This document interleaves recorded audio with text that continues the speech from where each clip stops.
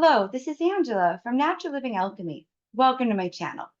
Today, I'm going to be sharing with you a tincture formulation featuring horse chestnut, and that is going to help keep your cardiovascular system healthy, as well as potentially treating any varicose veins. Now, keep in mind, I'm not a doctor. None of what is on this channel is considered medical advice. It's here for education and entertainment purposes only, and it's up to you to talk to your healthcare professionals before following anything that I say. Okay, now before I get into how we're going to make this tincture, I just want to invite you to check the description box below this video.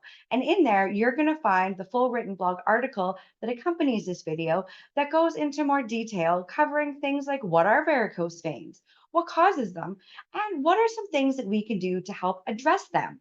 And one of those things is this very tincture. Now, I'm also going to be formulating a lotion that you could use alongside with this. So keep an eye out for that in the future. So might as well just subscribe now so you don't miss that video. But in seriousness, let's talk about horse chestnut. It comes to us from the Sapondaceae family of plants. Now, it has a taste that is bitter, astringent, as well as pungent. The herbal actions and bodily affinities that we are concerned about with horse chestnut.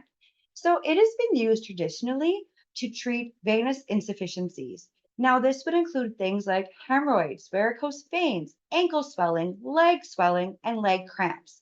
And it can also help reduce fluid retention by increasing the permeability of the capillaries and allowing for the reabsorption of excess fluid back into your circulatory system.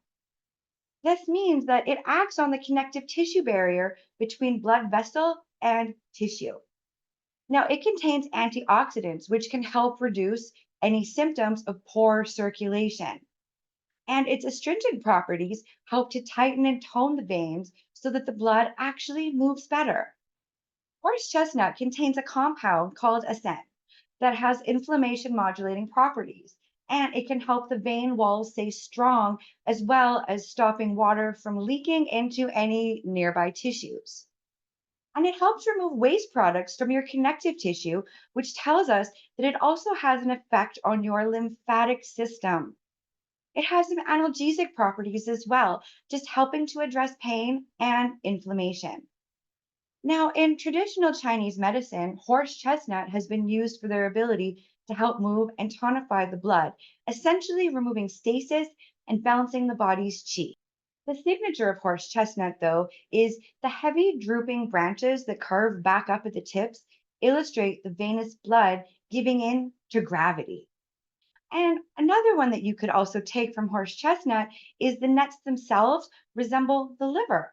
So that would be an indication that this plant will also have an influence and impact on your liver as well. Energetically, horse chestnut is cooling, drying, and tonifying. So, some contraindications and precautions, we'll call them, about maybe when you would want to avoid horse chestnut. It does interfere with anticoagulant medications because it may thin your blood. And I would talk to your healthcare professional if you have any heart, kidney, or liver concerns to make sure that this is a safe option for you. Now, you do want to make sure that you never, ever eat the raw nuts, as they contain potentially poisonous compounds called alkaloid saponins, as well as glycosides. And I'm going to ask if you avoid it altogether if you're pregnant or lactating. And if you notice any adverse side effects like bloating, itching, nausea, or dizziness, stop the treatment immediately. Another thing that's going to be in that blog article, it's going to tell you how if you want to start practicing something called plant alchemy, how you can do that. The ratio for our tincture today is dried herb, 1 part herb, 5 parts of 50% alcohol.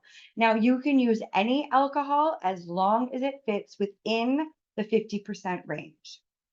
So, what we need to do is you can see how large the pieces of the horse chestnut are. We're going to have to break these down a little bit so that the alcohol actually has a chance to penetrate the cell walls and extract all of those wonderful constituents that we're looking for. So I'm just going to put in a little bit in my coffee grinder and just grind it up in that way.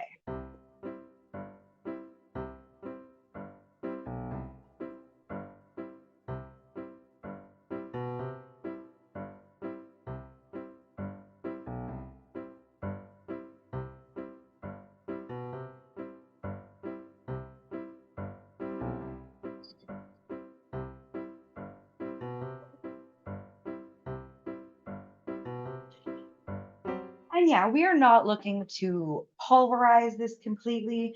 We are not looking to make it just into a fine powder. We're just wanting to break the pieces down so they're a little bit smaller.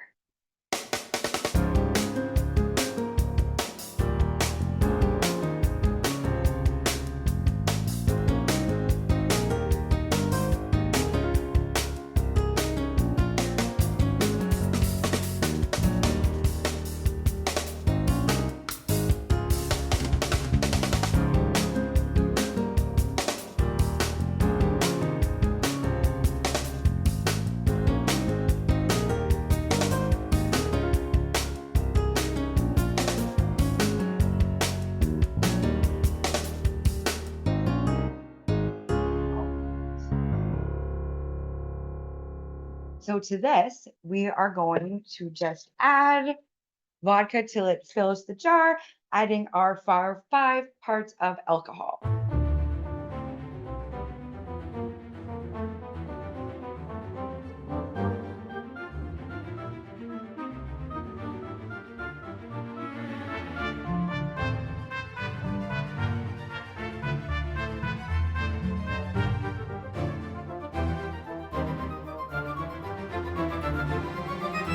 And then you want to place a piece of wax or parchment paper actually just over top of your jar and then put your lid on.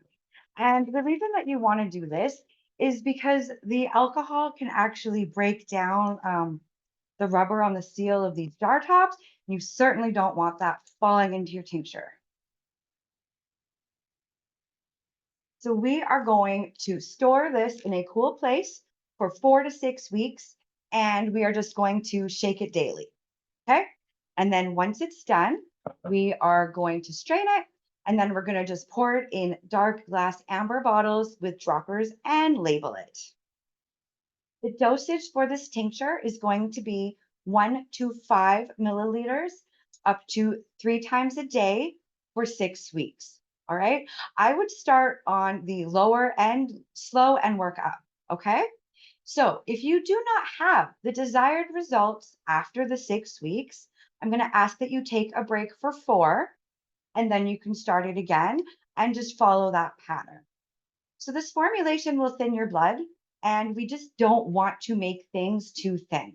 So that's why we're going to just take breaks in between and just allow the medicine to do its job.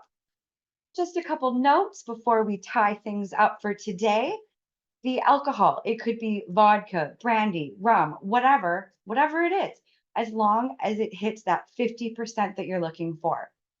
If you were wanting to avoid alcohol altogether, though, you could use vegetable glycerin or vinegar as an alternative, but you just need to know that vegetable glycerin and vodka are not going to necessarily extract all of the medicinal properties as effectively as what alcohol does. But if you are avoiding it, you at least still have other options on how you could enjoy this tincture. And it is going to have a shelf life of approximately 3 to 5 years, especially if you just make sure that you're keeping it in a amber colored bottle. So be sure to come back next week because I'm going to be sharing with you a recipe for an herbal pesto with properly prepared nuts and seeds. Be sure to come back so you know what I mean by that. Don't forget to hit the like button if you've liked this video and maybe share it with somebody who you think might enjoy learning how to make a horse chestnut tincture. Consider subscribing to the channel so that we can spend more time together and you don't miss future videos. You can also find me on Facebook and Instagram, so be sure to connect with me over there as well. But I just want to say thanks for stopping by today, and I'll see you next time.